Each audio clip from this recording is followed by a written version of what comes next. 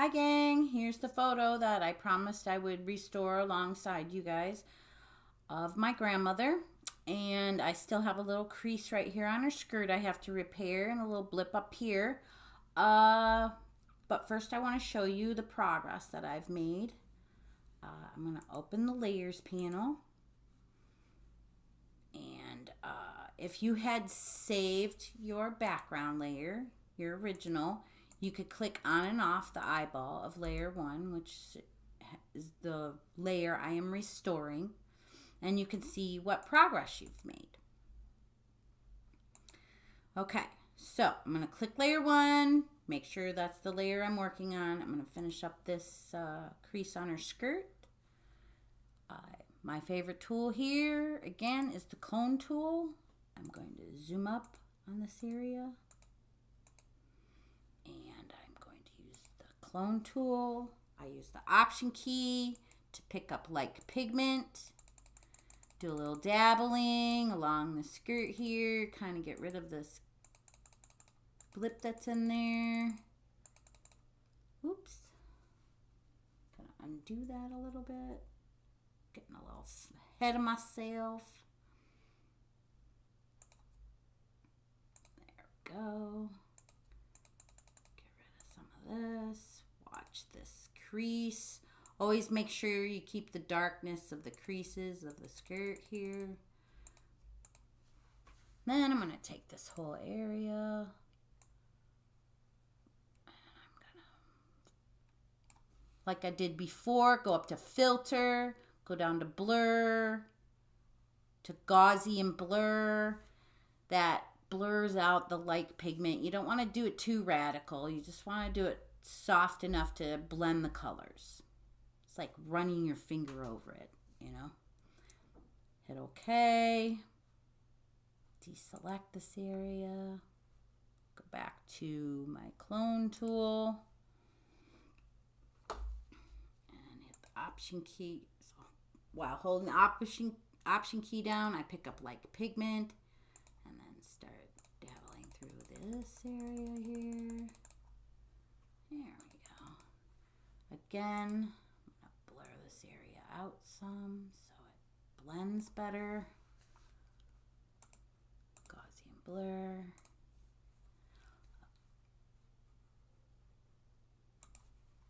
It's a little bit of a tedious task. If you do it slowly and methodically, you're going to get it done.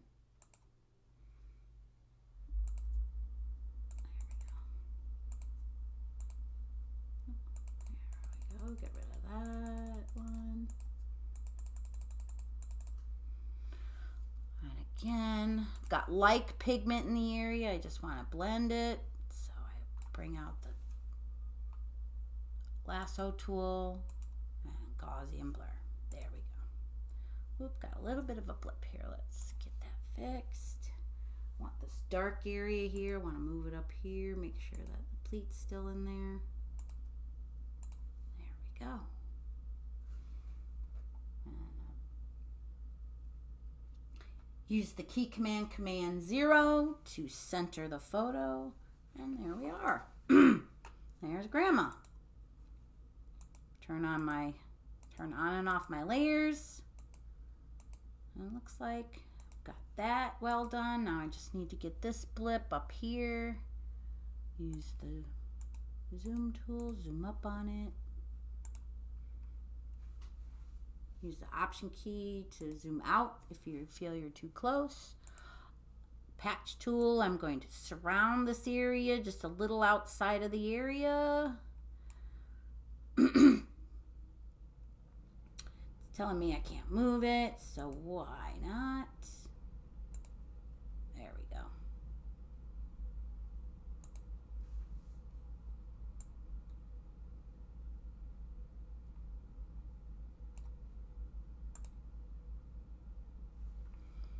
Use the clone tool, clean that up a little bit.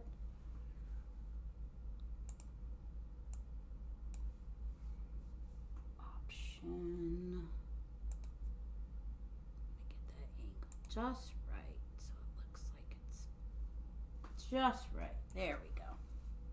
And there we are. Grandma's fixed photo. All right, so that's the restore part. Next is the color correct part. So what we're going to do with this layer here is we're going to duplicate it. You can do it one of two ways. Click on it right here. You can hit duplicate layer. It'll ask you if you want to make a copy, and you say okay. The other way is Command J. All right, I want to make a layer group because this is going to be my color corrected group here. So I'm going to go up to the same 4 bars, and I'm going to go to New Group. That's a layer group. And I'm going to call it Color Correct Group and say OK. After that folder's made, I'm going to drop and drag layer 1 copy into the color correct group. So what's going to happen there is as I color correct this layer, it'll just be this layer that gets color corrected. And I turn the eye on and off, then you can compare your color correction to your original. I like to keep the image RGB while I'm doing the restoration part of it because it gives me more options on pigment than black and white does. But after that, I need to get rid of some of the blue blemish up in this corner here, and there's a blemish on her skirt that's kind of yellowing. I can get rid of that by turning the photo black and white. So that's the first thing I'm going to do to this adjustment layer here, or the color correction layer, is I'm going to click on the adjustments panel here, and this one that is half black, half white says create new black and white adjustment layer. So I'm going to click on that, and it makes that layer black and white for me. If I go up here to my layers panel, you'll notice that that color correction is just done in that group. Okay? You can even tell the warmness of the RGB photo and the coldness of the black and white photo. But you'll also notice the blue up here disappeared, and so did the yellow on her skirt. So, color corrected. Still clicking on layer 1 copy, I want to click on the adjustments panel, and I'm going to use a little bit of brightness and contrast on this too. It just needs a little brightening.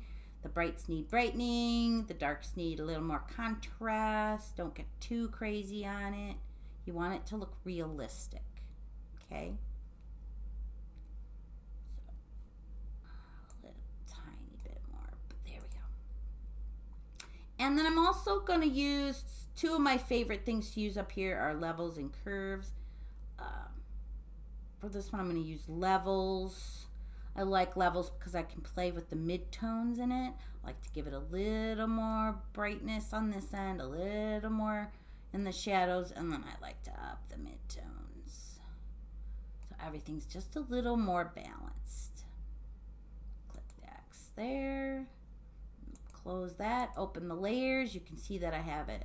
A black and white adjustment layer, a level 1, a levels adjustment layer, and brightness and contrast.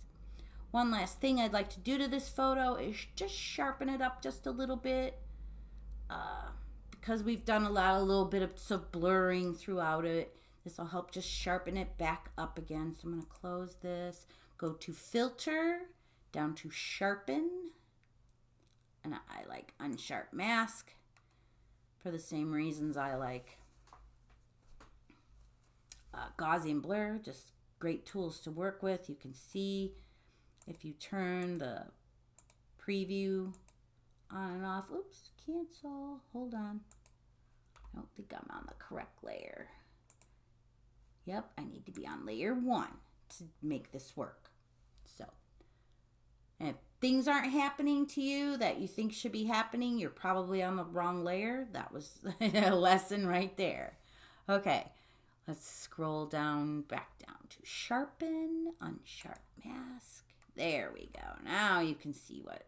It's a little too, the settings in here are a little too drastic for this photo. It's making the lines show back up, but I just wanted to sharpen it up just a hair.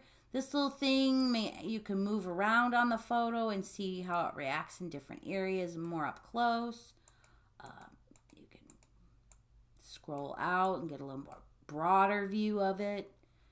You can turn the preview on and off so you can see what it's actually doing to the photo. But just a little bit of sharpness. Just to sharpen it up and say, okay. And again, I can click this layer on and off and you can see that it's definitely color corrected and sharpened. And so that's your assignment for this week.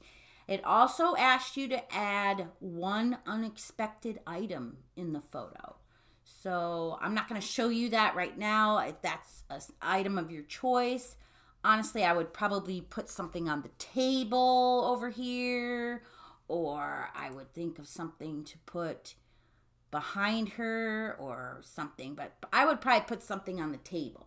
So you'll notice the sample on Unit 7, I placed a monocle. It's very small, but I placed a monocle on the gentleman's face. So yes, don't forget that little unexpected item for that extra credit.